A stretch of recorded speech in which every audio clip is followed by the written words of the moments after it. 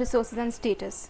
If you recall the economic relations discussed in chapter 2, you will realize that slaves, landless agricultural laborers, hunters, fisherfolk, pastoralists, peasants, village headmen, craftspersons, merchants and kings emerged as social actors in different parts of the subcontinent. Their social positions were often shaped by their access to economic resources. Here we will examine the social implications of access to resources in certain specific situations. Okay, तो मतलब कौन से social groups को कितने resources मिल पाते थे, हम लोग वो चीज़ अब एग्जामिन करेंगे.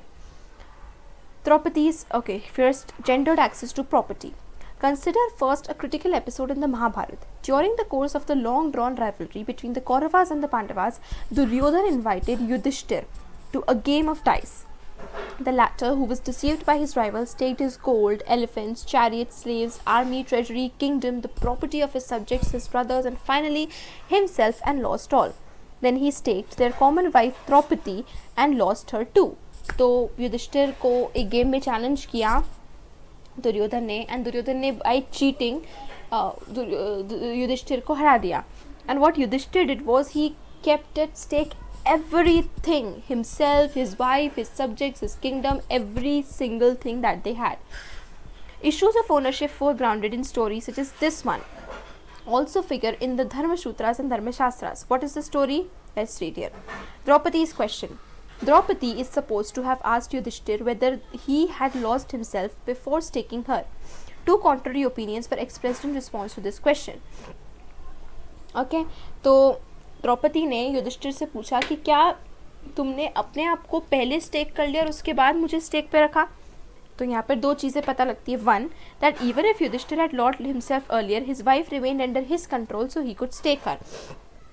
तो एक ओपिनियन तो ये होता है कि यार भले युधिष्ठिर अपने आप को हार चुका था, बट स्टिल उसकी वाइफ उसके कंट्रोल में है तो वो उसको स्टेक कर सकता था. द सेकेंड ओपिनियन इज कि युधिष्ठिर जब खुद स्टेक हो चुका था, वो खुद अब फ्री नहीं था, तो एक अनफ्री मैन जैसे युधिष्ठिर था, जब उसने खुद को अपने आप को हरा दिया था, तो वो कैसे किसी दूसरे पर्सन को एट स्टेक कर सकता था. तो ये बहुत ही मतलब कॉन्ट्रडिक्टिंग ओपिनियन हो गया यहाँ पर. अब समझ में नहीं आ रहा था कि what is right what is wrong, and the matter remained unresolved. Ultimately Dhritarashtra restored to the Pandavas and Draupadi their personal freedom. तो अल्टीमेटली हुआ ये फिर कि जो धृतराष्ट्र थे उन्होंने पांडवास को और द्रौपदी को अपनी फिर पर्सनल फ्रीडम वापस दे दी. Do you think that this episode suggests that wives could be treated as the property of their husband? Do you think that? Yes, it may suggest, क्योंकि ये जो फर्स्ट वाला है कि युधिष्ठिर ने द्रौपदी को एट स्टेक कैसे लगा दिया. How could he? Okay, now let's come here.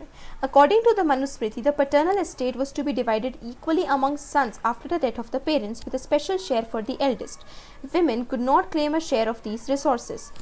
तो women को कोई property में हिस्सा नहीं मिलता था. However, women were allowed to retain the gifts they received on the occasion of their marriage as Stridhan, literally a woman's wealth. This could be inherited by their children without the husband having any claim on it. तो ये बात ज़रूर थी कि women को no right to property ज़रूर था, उनकी कोई रिसोर्सेज क्लेम नहीं कर सकते थे. But all the gifts that were given to the women in her marriage, मतलब बाय हर फादर और बाय अदर पीपल, उसके रिलेटिव्स वगैरह जितना भी वो मिला था, तो she can claim that as stridhan and her husband can not have a share in that. At the same time, the Manusmriti warned women against hoarding family property or even their own valuables without the husband's permission. तो एक जगह तो बोलते हैं कि वो स्त्रीधन वो कर सकती थी, लेकिन दूसरी तरफ मनुस्मृति ये भी बोलती थी कि हस्बैंड की परमिशन के बिना you can not hoard your own valuables also. वो प्रॉपर्टी आपको अपने पास नहीं रखना चाहिए. You have read about wealthy women such as the Vakataka queen Prabhavati Gupta. However, cumulative evidence, both epigraphic and textual, suggests that while upper-class women may have had access to resources, land, cattle, and money, were generally controlled by men. तो ये था कि there were some women जिनका they had some power, जैसे प्रभावती गुप्ता के बारे में हमने पढ़ा है, but फिर भी major resources, property was controlled by men. In other words, social differences between men and women were sharpened because of the differences in access to resources. तो ये gender difference और sharpen हो गया क्योंकि women सारी resources को claim नहीं कर सकती थी. How could men and women acquire wealth? For men, the Manusmriti declares there are 7 means of acquiring wealth. What are the 7 means? Inheritance, finding, purchase, conquest, investment, work, and acceptance of gifts from good people. For women, there are 6 means of acquiring wealth. What are the 6 ways? First, what was given in front of the fire, marriage, or the bridal procession, or as a token of affection, and what she got from her brother, mother, or father. She could also acquire wealth through any subsequent gift and whatever her affectionate husband might give her. You can see the difference कि कैसे men acquire wealth कर सकते थे और कैसे women कर सकते थे. So the difference is very clear here. वरना एंड मतलब देखिए यहाँ पर थ्रू अगर फाइंडिंग, परचेस, कॉन्क्वेस्ट से अगर मिले तो the female had to give it to her husband. Varna and access to property. अब हमने जेंडर्ड एक्सेस देखा है ना वर्णा सिस्टम में. According to the Brahmanical text, another criterion apart from gender for regulating access to wealth was varna. As we saw earlier, the only occupation prescribed for Shudras was servitude, while a variety of occupations were listed for men of the first three Varnas. If these provisions were actually implemented, if the wealthiest men would have been the Brahmins and the Kshatriyas, that this corresponded to some extent with social realities is evident from descriptions of priests and kings in other textual traditions. Kings are almost invariably depicted as wealthy, priests are also generally shown to be rich, though there are occasional depictions of the poor Brahman. तो अगर हम Brahminical text के according चले सो Brahmins और क्षत्रियास को सबसे ज़्यादा rich होना चाहिए. बट रियलिटी में ऐसा ज़रूरी नहीं कि ऐसा ही हो.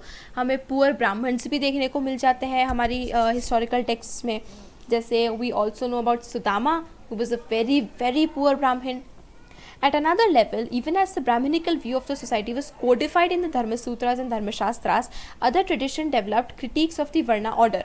Some of the best known of these developed within early Buddhism, 6th century BC onwards. The Buddhists recognized that there were differences in society, but did not regard these as natural or inflexible. They also rejected the idea of claims to status on the basis of birth. मतलब ये भले ही Brahmins claim करते थे कि धर्मशास्त्रास होने चाहिए थे, लेकिन there were Buddhist and other social groups जो इस चीज़ को डिफाई करते थे. अकॉर्डिंग टू देम ये जो डिफरेंसेस जो ब्राह्मण्स ने बताए थे they were not natural, they should not be inflexible, उनको चेंज करा जा सकता है. So there were some social groups जो कि इस चीज़ को फॉलो नहीं करते थे. The wealthy Shudra. This story based on a Buddhist text in Pali known as the Majjhima Nikaya is a part of a dialogue between a king named Avantiputta and a disciple of the Buddha named Kachana. While it may not be literary too, it reveals Buddhist attitude towards Varna. ज़रूरी नहीं ये story true है, but the story tells कि Buddhist का Varna system के तरफ से क्या attitude था. Avantiputta asked Kachana what he thought about Brahmins who held that they were the best caste and that all other castes were low. तो अवंतीपुत्ता जो है वो एक किंग होता है एंड वो एक शूद्रा से पूछता है. एक शूद्रा कच्चना एक अच्छा रिच शूद्र होता है. वो उससे पूछता है कि तुम्हें क्या लगता है उन ब्राह्मण्स के बारे में जो ये कहते हैं, ये क्लेम करते हैं कि हम लोग तो सबसे ऊंची जाति है, we are the best and this and that. अब कच्चना that the Brahmins were a fair caste while all other castes were dark, that only Brahmins were pure and not non Brahmins, that Brahmins were sons of Brahma, born of his mouth, born of Brahma, formed by Brahma, heirs of to Brahma and etc. तो कच्चन ऐसा बोलता है, उस पर reply करता है, what if a शूद्र वर wealthy, would another शूद्र और अ क्षत्रिय और अ ब्राह्मण और अ वैश्य स्पीक पोलाइटली टू हिम. तो कच्चन बोलता है कि अगर एक शूद्र बहुत ही अमीर है तो क्या एक ब्राह्मण, क्षत्रिय या दूसरा शूद्र से पोलाइटली बात करेगा. Avantiputta replied that if a Shudra had wealth or corn or gold or silver, he could have as his obedient servant another Shudra to get up earlier than he, to get to rest later, to carry out his orders, to speak politely, or he could even have a Kshatriya or a Brahman or a Vaishya as his obedient servant. Kachana asked, this being so, are not these 4 Varnas exactly the same? Avantiputta considered that there was no difference amongst the Varnas on this count. तो कच्चना बोलते हैं कि तो Avantiputra reply करते हैं कि हाँ वैसे तुम सही बोल रहे हो कि अगर एक शूद्र बहुत अमीर है तो वो एक दूसरे शूद्र को अपना सर्वेंट लग सकता है, या किसी क्षत्रिय को भी, या ब्राह्मण को भी, या वैश्य को भी. तो कच्चन बोलता है तो फिर तुम्हें नहीं लगता कि ये सभी सेम है, सारे जो वर्णास है वो सेम है, इनमें कोई डिफरेंस नहीं है, सभी लोग एक जैसे हैं. तो अवंतीपुत्र रियलाइज़ करता है कि येस वर्णास वाज रॉन्ग, ये जो हम डिफरेंसेस करते हैं this is wrong. An alternative social scenario, sharing wealth. So far we have been examining situations where people either, this question was left. Read Avantiputta's first statement again. What are the ideas in it that are derived from Brahmanical texts traditions? Very clearly, the पूरा की पूरा paragraph. The Brahmins are fair, born of Brahma, formed by Brahma, sons of Brahma, were fair, pure, etc. Could you identify the source of any of these? Yes, the Dharma Shustra, the Sutras, Dharma Shastras, these are the sources. इन्हीं में सब ऐसा लिखा गया है. What according to this text explains social difference? So according to this text, social difference को वो कैसे explain कर रहे हैं? Through economy. कि जो जितना ज़्यादा rich poor है वो basis है social difference का, not the varna.